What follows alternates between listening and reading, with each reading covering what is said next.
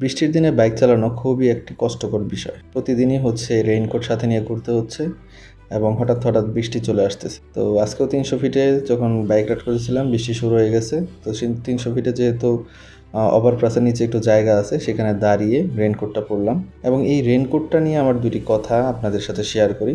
রেইনকোটটি ছিল পোলের এবং পোলের রেইনকোট একটু প্রাইস বেশি।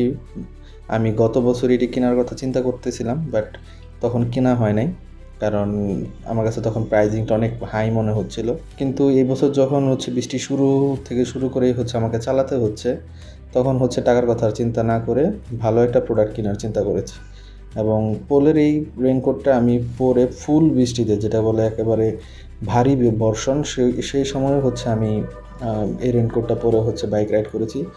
আমার শরীরের ভিতরে কোনো পানি বা হচ্ছে ভিজে যাওয়ার কোনো সমস্যা তৈরি হয়নি। তো এই রেইনকোটটি অনেকটাই পুরুত্ব এবং এটা ইউজ করার পরে ভিতরে একটা বৃষ্টির সময় রাইড যারা করেছেন তারা জানেন রেইনকোট পরে ভিতরে একটা গরমের ভাবের মতো তৈরি হয় এবং হচ্ছে শরীর ভিজে যায়। তো এটার ভিতরে জালি সিস্টেম থাকাতে এইটাও কোনো প্রবলেম হয় নাই এবং এই যে আমার সাইড বক্স, এই সাইড বক্সের ভিতরে হচ্ছে আমি আমার রেইনকোটটা রাখি। এই সাইড বক্সটাও কেনা হয়েছে। রেইনকোটটা একটা ভারী এবং গাড়িতে ঝুলায় প্রতিদিন নিয়ে যেতে ৩০০ মিটার যখন একটু ভালো রান করা হয় তখন এটা কাঁপে। এর জন্য হচ্ছে সাইড বক্সে আমার এটা ব্যবহার করা। তো ভিডিওটা ভালো লাগলে সবাই আমার এই ভিডিওটাকে লাইক করবেন এবং পেজ থেকে দেখে থাকলে ফলো করবেন অথবা ইউটিউব থেকে দেখে থাকলে সাবস্ক্রাইব করবেন। ধন্যবাদ সবাইকে।